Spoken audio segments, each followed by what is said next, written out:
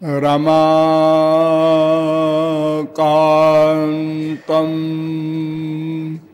कान्तं भवभयभयान्तं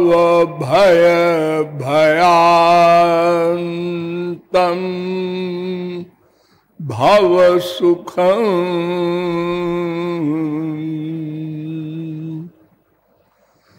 दुराशान्तं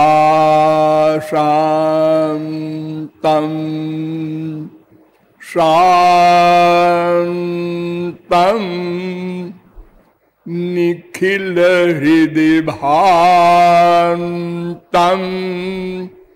भुवनपं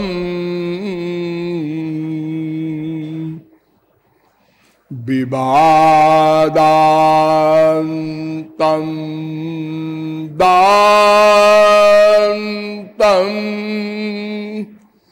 दनुज निचयान्तं सुचरितं सदा तं गोविन्दं परम सुखकन्दं भजत रे।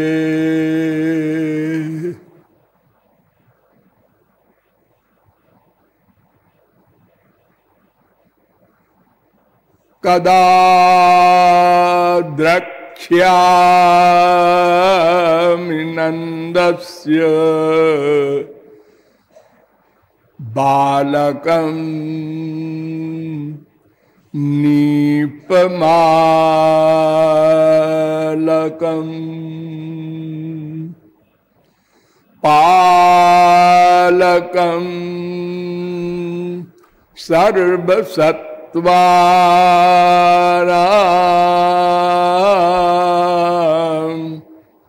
लसत् तिलकभालकं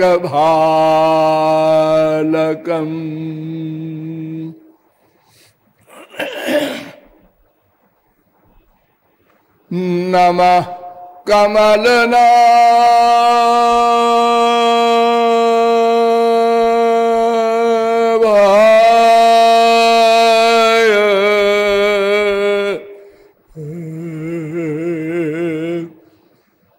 नमः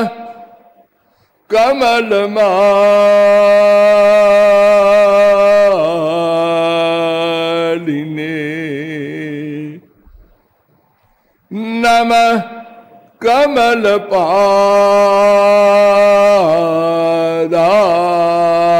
कमलपादाय नमस्ते कमलेक्षण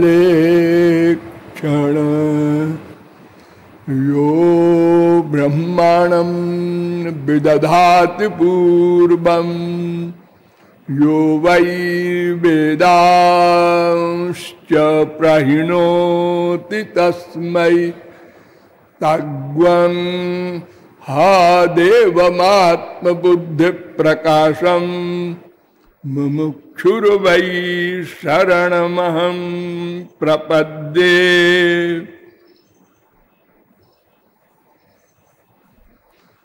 जगदाराध्या राध्या राधावराधक साधक समुदाय, नियमानुसार थोड़ी देर हरि नाम संकीर्तन कर लीजिए, पश्चात विषय प्रारंभ होगा।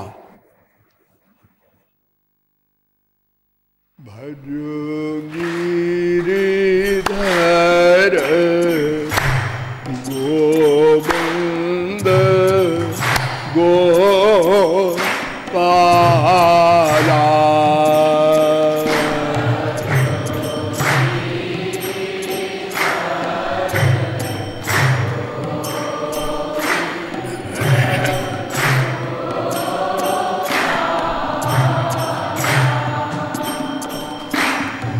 भजो गिरिधर गोविंद गोपाला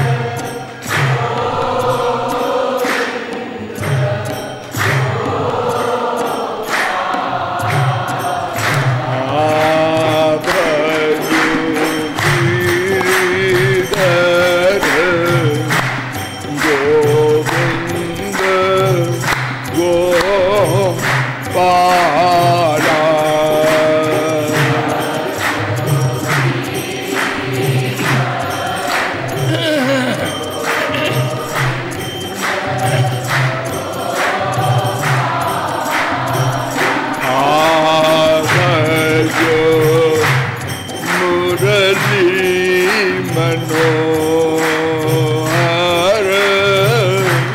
नंद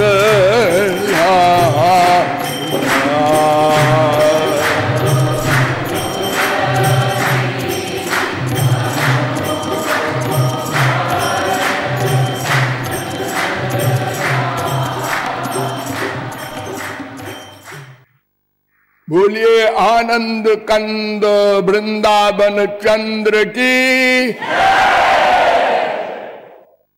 अब आप लोग सावधान हो जाएं।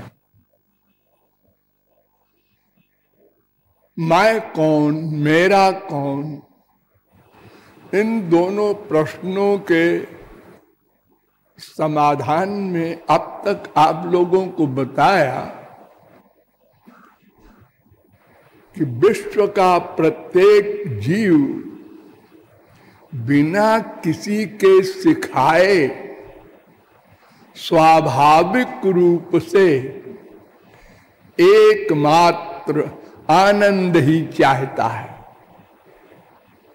और चूंकि प्रत्येक जीव सनातन है, जैसा कि वेद कहता है, ज्ञाज्ञौ द्वावजा बीशनीषा श्वेताश्चतरोपनिषद 1:9।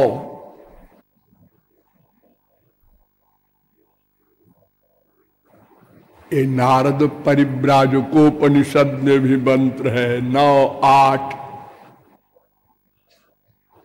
अजो नित्यः शाश्वतोऽयं पुराणः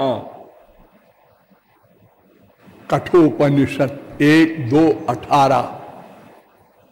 गीता में भी है अजो नित्यः शाश्वतोऽयं पुराणः 2:20।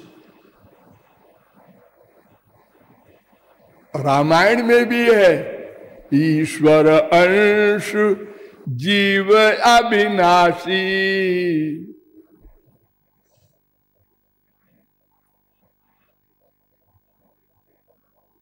और गीता में भी है ममैवांशो जीवलोके जीवभूता सनातनः। वेदांत में भी है न आत्मा श्रुतेर नित्यत्वाच्यताभ्य 2:3-18। अतएव अनादिकाल से हम केवल आनंद ही चाहते हैं।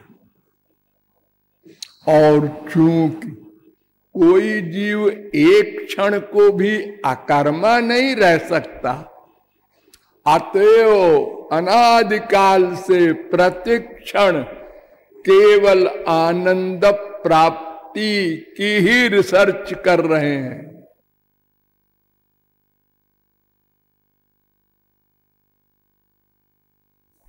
किंतु अनंतानंत जन्मों के निरंतर तैल धारावत प्रयत्न के पश्चात भी अद्यावधि आनंद का लवलेश भी नहीं प्राप्त हो सका।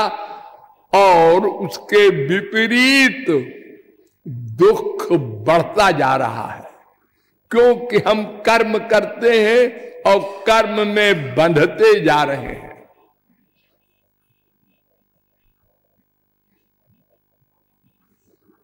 तो सब आनंद चाहते हैं, किंतु आनंद कैसे मिलेगा, इसमें अनंत वैमत्य है। मतों का भंडार है, एक पुस्तक बन जाए और रोज नए नए मत बनते रहते हैं।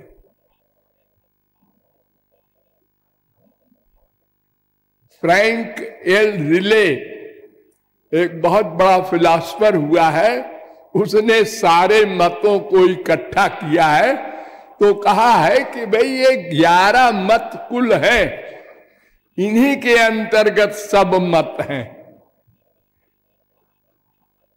जापान में शिंतो, चीन में 2 धर्म, ताओ या लाओत्सी, और दूसरा कन्फ्यूशियन, और 8 धर्म हमारे देश में, इंडिया में। हिंदू, वैदिक, बौद्ध, जैन, सिख, पारसी, यहूदी, मुस्लिम, क्रिश्चियन, ये प्रमुख द बाइबल ऑफ बाइबल ग्रंथ में बताया गया है। लेकिन इतने ही नहीं, और भी मत हो सकते हैं और रोज बन भी सकते हैं नए नए, किंतु सारे मतों का एक एम है, भूलेंगे नहीं, आनंद के लिए।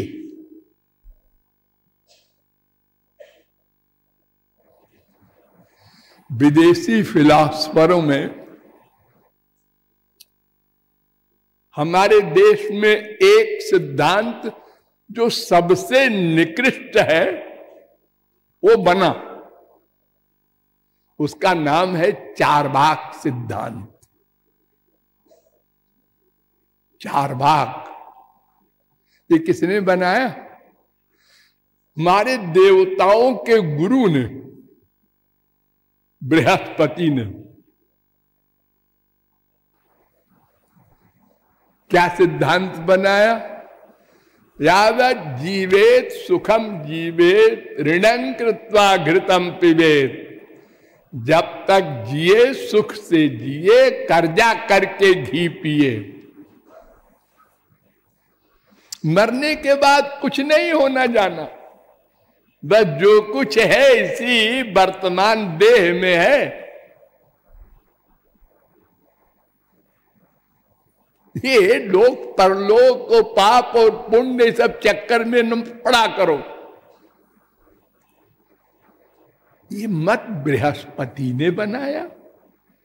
अरे वो तो शास्त्रों वेदों के पारंगत थे। हाँ, ऐसा इतिहास है कि जब देवासुर संग्राम हुआ और बहुत से राक्षस मारे गए, तो उनके गुरु थे शुक्राचार्य। उन्होंने कहा मैं इन सब को जिंदा करवा दूंगा। तो तप करने गए, तपश्चर्या करके वरदान लेकर के इन सब को जीवित करेंगे। इंद्र को बड़ी चिंता हुई कि ये सब फिर जिंदा हो जाएंगे और फिर युद्ध के लिए आ जाएंगे तो सब देवताओं की मुसीबत खड़ी हो जाएगी। तो उन्होंने अपनी लड़की भेजा उनकी तपस्या भ्रष्ट करने के लिए, और बृहस्पति को भेजा कि जो बाकी बचे राक्षस हैं इनको बेवकूफ बनाओ। तो उधर तो इंद्र की लड़की ने उनकी तपश्चर्या भंग कर दी, और इधर बृहस्पति शुक्राचार्य बन करके वही शरीर टू कॉपी और राक्षसों के बीच में पहुंचे। राक्षसों ने समझा तपस्या करके आ गए हमारे गुरुजी, अब तो हमारे भाई सब जो मर गए हैं ये सब जीवित हो जाएंगे। उन्होंने कहा हाँ हाँ बैठो बैठो बैठो। देखो एक तुम लोगों को नया और सबसे इंपॉर्टेंट सिद्धांत पढ़ाने जा रहा हूं। सबने कहा अच्छा गुरुजी नई बात। तो ये पाठ पढ़ाया, चारवाक सिद्धांत कहते हैं। बस शरीर है, यहीं तक सब कुछ है। जितना सुख चाहो पा सको, 420 से किसी प्रकार प्राप्त करो इंद्रियों का सुख।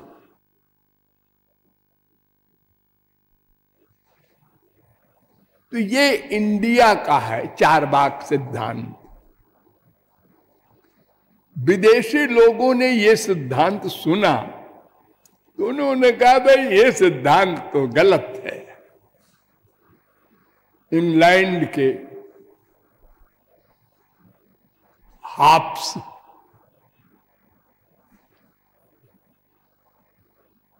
और हेल्वेशियस फ्रेंच, इन फिलॉसफरों ने दिखा कि भारत का ये सिद्धांत सही नहीं है, माननीय नहीं होना चाहिए, क्योंकि इससे तो सब लड़ाई हो जाएगी, सब अपने अपने मतलब सिद्ध करने में लग जाएंगे, तो बड़ी क्रांति होगी, संसार रहेगा ही नहीं।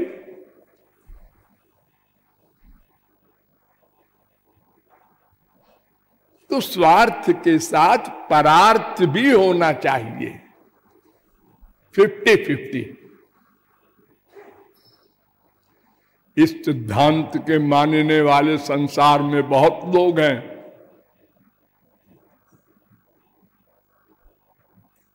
स्त्री पति की बात माने, पति स्त्री की माने, बेटा बाप की माने, बाप बेटे की माने, तो संसार चलता रहेगा ठीक ठीक।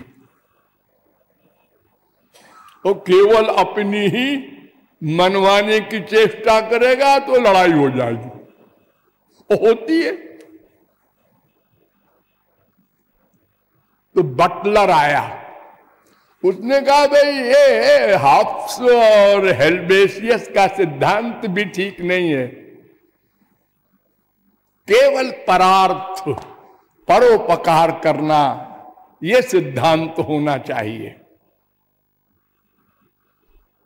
देखो, शेर शरीर का हिंसक जंतु अपने बच्चे का पालन करता है, भूखा मर जाएगा, बच्चे को नहीं खाएगा।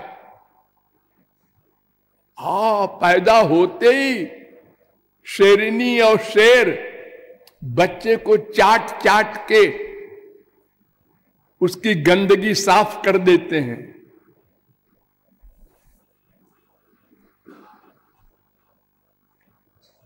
बेनथावे मिल ये फिलॉसफर आए, इन्होंने कहा भाई परोपकार ही ये गलत है।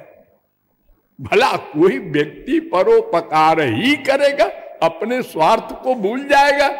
अननेचुरल, इम्पॉसिबल, ये नहीं चलेगा। फिर